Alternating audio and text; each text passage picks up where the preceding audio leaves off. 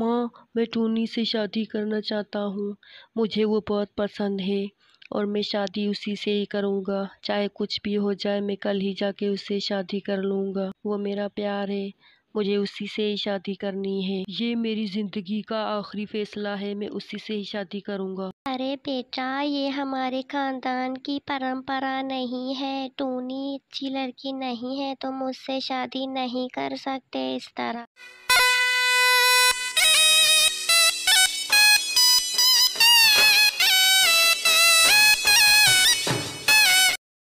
ये कहानी है एक संस्कारी बहू टूनी चिड़िया की, जिसकी 3 बेटियां हुआ करती थी।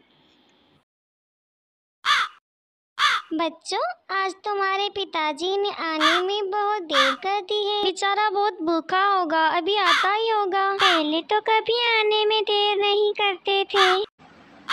टूनी चिड़िया का पति कालू एक लकड़हारा हुआ करता था। वो लकड़ियाँ बेचकर अपना घर चलाता था।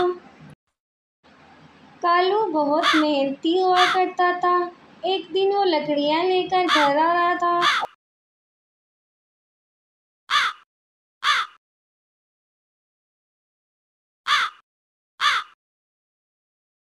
और रास्ते में उसको जहरीला सांप काट देता है और उसकी वहीं मौत हो जाती है। अब उसकी पत्नी टूनी और उसके 3 बच्चियों का क्या होगा? कालू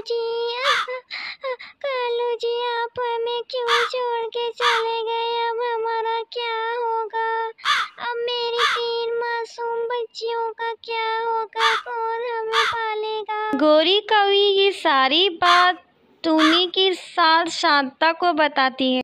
अरे शांता बहन, अनर्थ हो गया। तेरे बेटे कालू को जहरीले सांप ने काट लिया और उसकी मौत हो गई।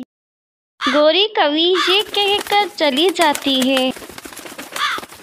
अरे कल मुही, मनहूस कहीं की, निकल जा मेरे घर से अपनी इन 3 बेटियों को लेके। मेरे बेटे की जान तो खा गई, अब मुझे भी मारने पे तुली है क्या? निकल जा अभी के अभी इन 3 मनहूसों को लेके, निकल जा मेरे घर से।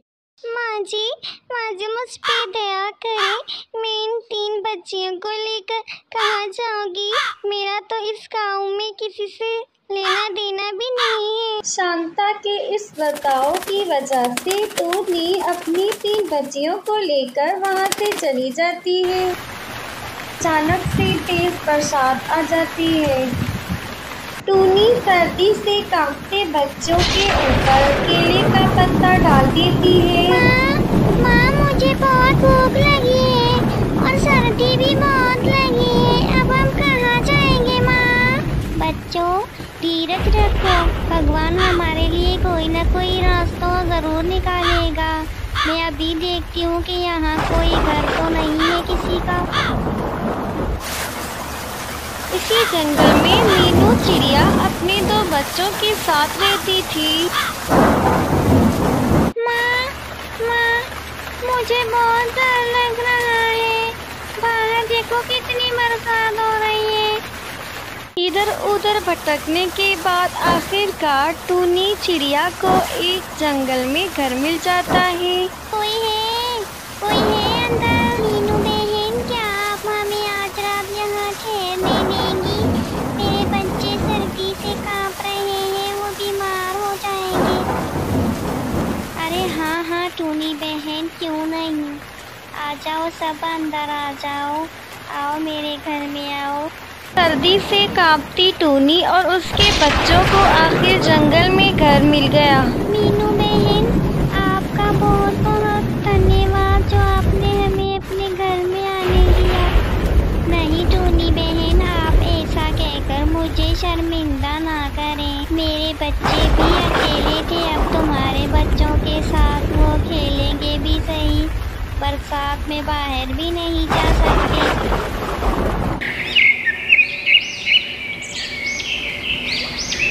मीनू बहन, मैं आपका ये एहसान कभी नहीं भूलूंगी।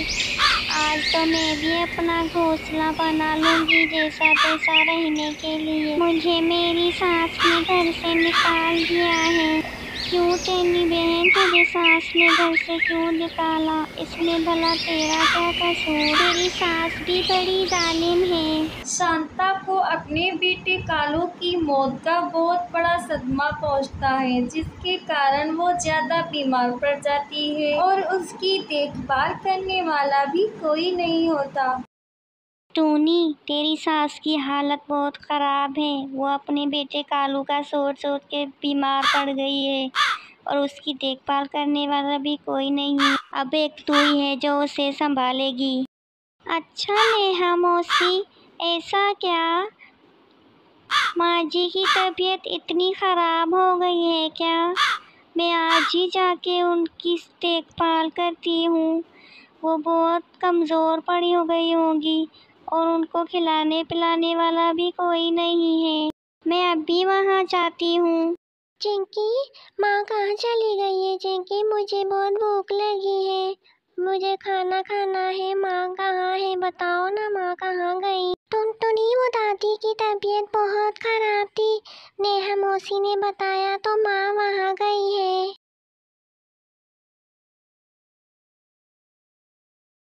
टूनी अपनी सास शांता की बीमारी का सुनकर घर आ जाती है। माँ जी, ये आपने क्या हालत बना रखी है अपनी? मैं हूँ ना आपको संभालने के लिए, आप इतना क्यों सोच रही हैं माँ जी?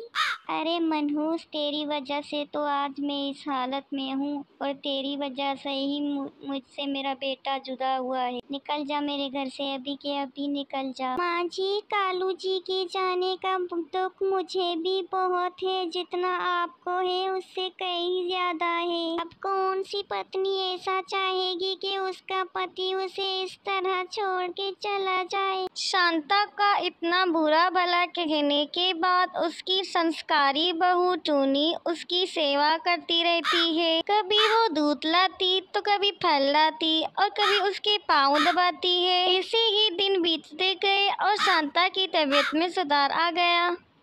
शांता अब बिल्कुल ठीक हो गई थी। एक दिन जब वो सो रही थी और टूनी वहाँ से चुपके से चली जाती है। माँ जी, अब मुझे माफ कर देना। टूनी के ऐसे संस्कार देखकर शांता को अपनी गलती का एहसास होने लगा। ये टूनी बहू रानी कहाँ चली गई? मुझे इसे समझने में बहुत बड़ी गलती हो गई। और फिर शांता टूनी और उसकी 3 बेटियों को लेने चली जाती है। टूनी बहू, चलो अब जल्दी से घर चलो, मुझे माफ कर दो बहू। अब बच्चों को लेकर घर चलो। तुम सबके सिवा घर बहुत सूना सूना है, जल्दी घर चलो। आज बच्चे कितने खुश लग रहे हैं।